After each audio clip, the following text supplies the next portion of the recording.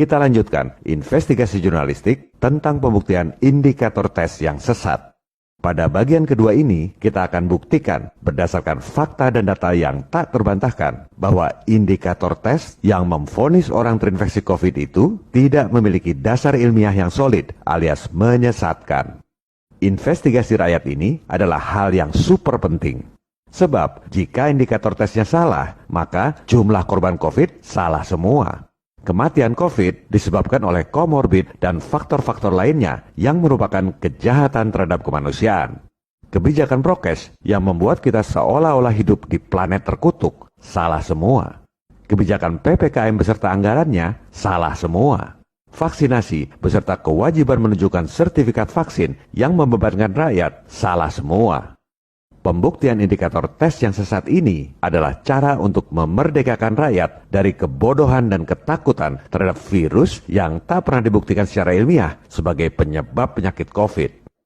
One thing, I don't know why, it doesn't even matter how hard you try.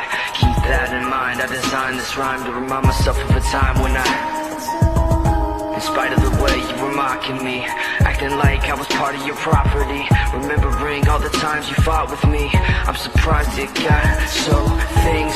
Investigasi jurnalistik ini mempelajari ratusan dokumen ilmiah yang jarang dipublikasikan oleh media.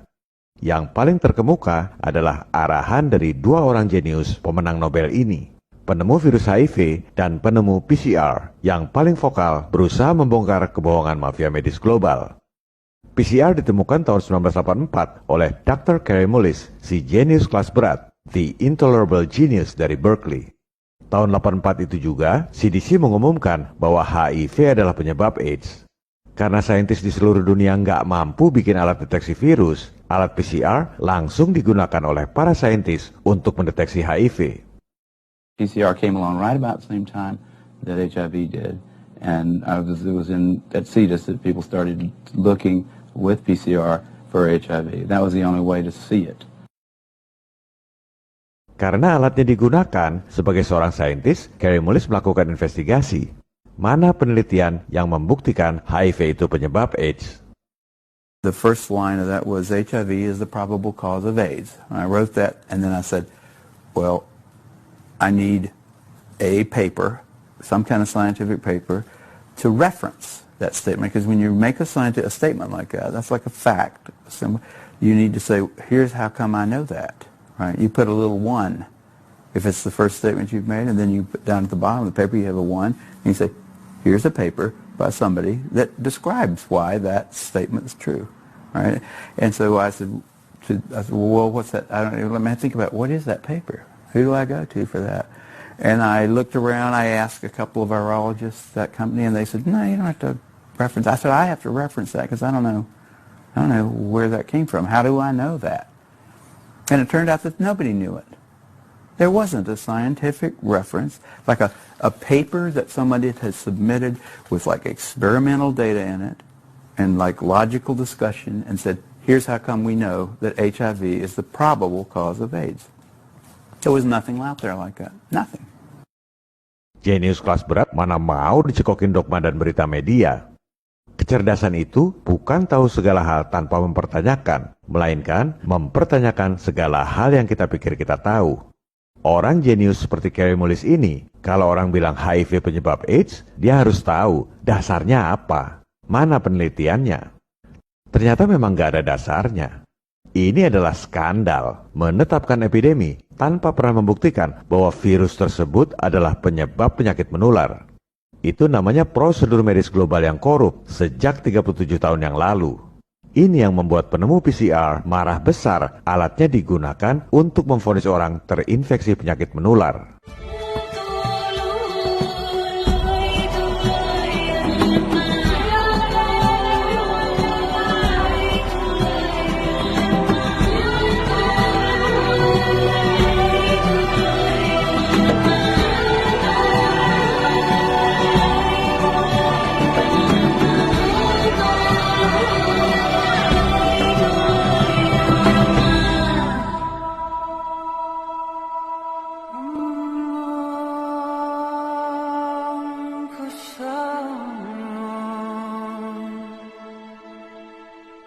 makes you know. And we say, I'm on ocean, the song to my.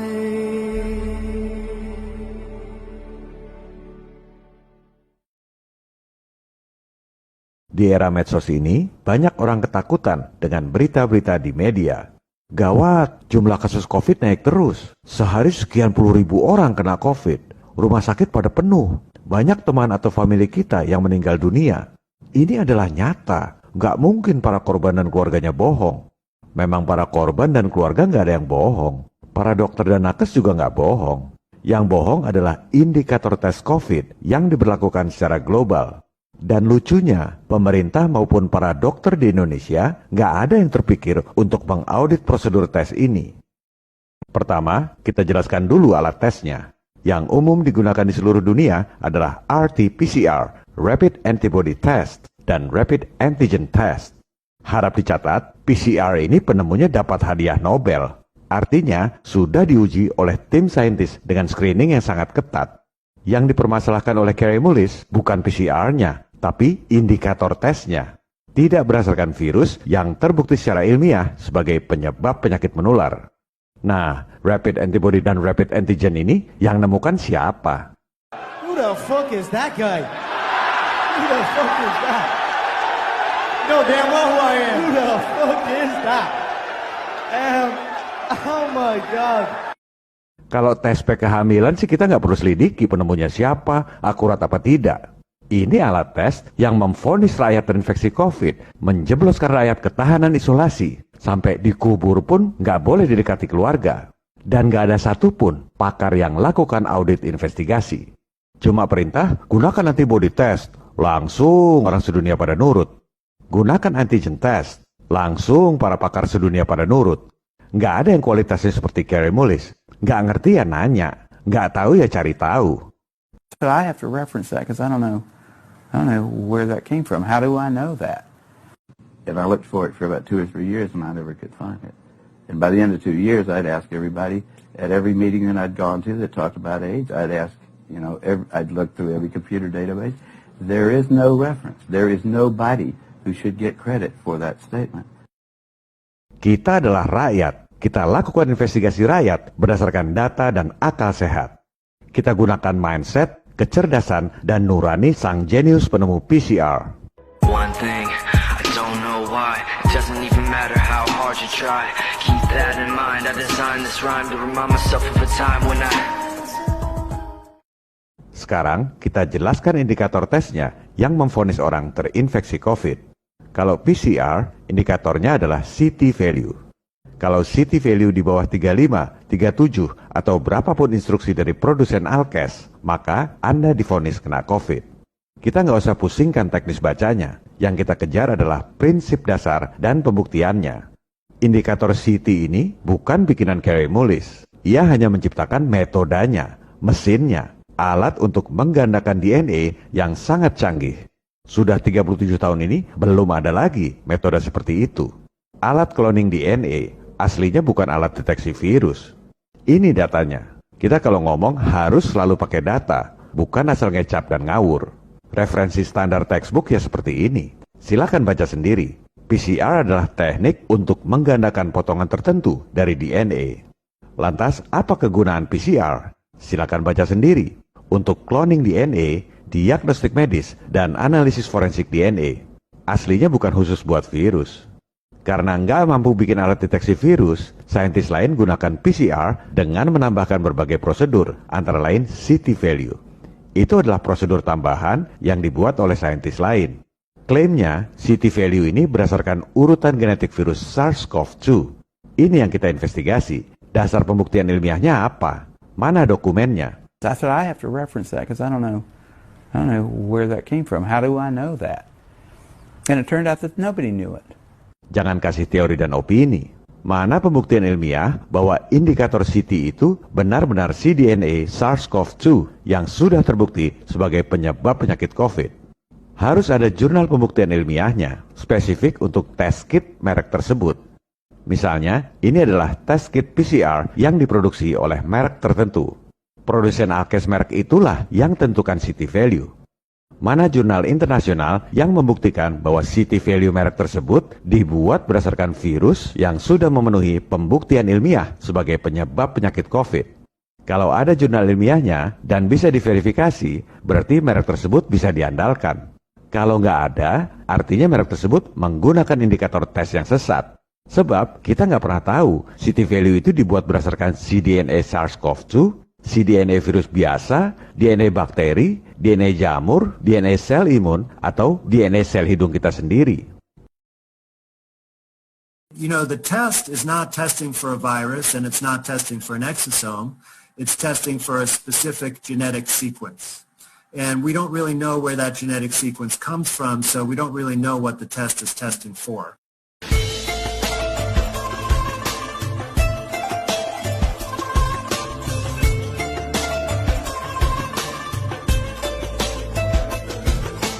Makanya banyak OTG.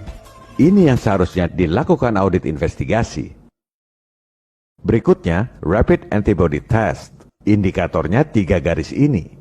Kita nggak usah pusingkan soal teknis, cara baca 3 garis itu gimana. Yang kita kejar adalah dasar pembuktiannya. Klaimnya, indikator tersebut berdasarkan antibodi kita yang timbul kalau kena COVID. Dasar pembuktian ilmiahnya apa?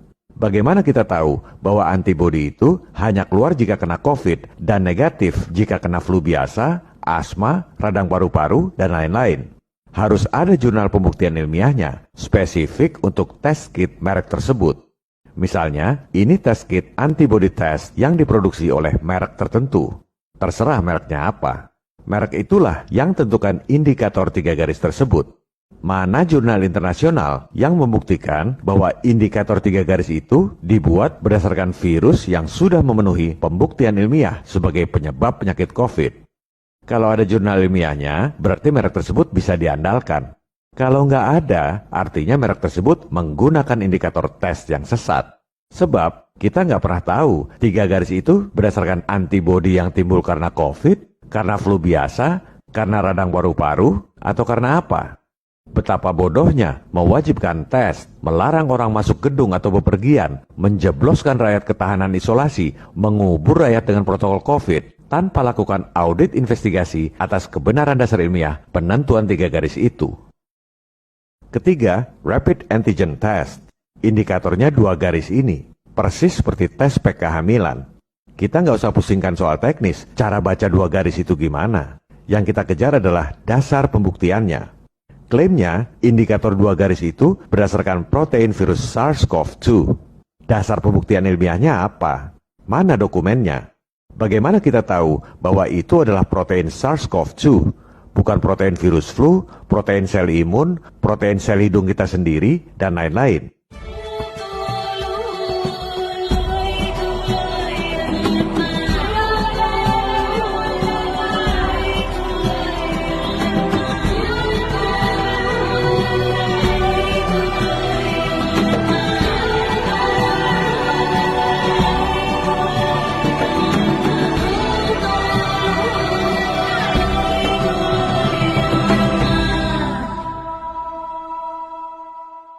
Harus ada jurnal pembuktian ilmiahnya, spesifik untuk test kit merek tersebut. Misalnya, ini test kit antigen test yang diproduksi oleh merek tertentu. Terserah mereknya apa. Merek itulah yang tentukan indikator 2 garis tersebut. Mana jurnal internasional yang membuktikan bahwa indikator 2 garis itu dibuat berdasarkan protein virus yang sudah memenuhi pembuktian ilmiah sebagai penyebab penyakit COVID. Kalau ada jurnal ilmiahnya yang bisa diverifikasi, berarti merek tersebut bisa diandalkan. Kalau nggak ada, artinya merek tersebut menggunakan indikator tes yang sesat. Sebab kita nggak pernah tahu 2 garis itu berdasarkan protein SARS-CoV-2, protein virus flu biasa, protein sel imun kita sendiri, atau protein sel hidung kita sendiri. Mana buktinya? Betapa bodohnya mewajibkan tes, melarang orang masuk gedung atau bepergian, menjebloskan rakyat ketahanan isolasi, mengubur rakyat dengan protokol COVID, tanpa lakukan audit investigasi atas kebenaran dasar ilmiah penentuan 2 garis itu. Cara membuktikan apakah indikator semua tes COVID itu benar atau menyesatkan sangat mudah. Cukup dengan 2 pertanyaan multiple choice. Pembuktian ini begitu mudahnya sehingga bisa dilakukan oleh seluruh rakyat awam, baik untuk mencari kebenaran maupun untuk mencari keadilan. Saya dengar ada aktivis kemanusiaan yang sedang memperjuangkan kebenaran untuk kebaikan rakyat, antara lain Babeh Aldo, membentuk forum yang diberi nama Majelis Penderitaan Rakyat. Akhirnya kita membentuk MPR ini agar menampung suara-suara masyarakat, suara-suara rakyat, yang mana suara-suara itulah yang insya Allah yang akan kita salurkan melalui jalur hukum yang berlaku. Jika diperlukan, baik oleh MPR ataupun kelompok rakyat lainnya yang hendak menempuh jalur hukum, investigasi jurnalistik yang diterbitkan oleh portal berita FNN, dahulu majalah Forum Keadilan, anggota PWI, dapat dijadikan bahan rujukan. Kita lanjutkan pembahasan inti cara membuktikan indikator tes COVID yang sesat ini pada episode 35C mendatang. Viva Republik Indonesia. Salam People Power. One thing, I don't know why. It doesn't even matter how hard you try. Keep that in mind. I designed this rhyme to remind myself of a time when I, in spite of the way you were mocking me.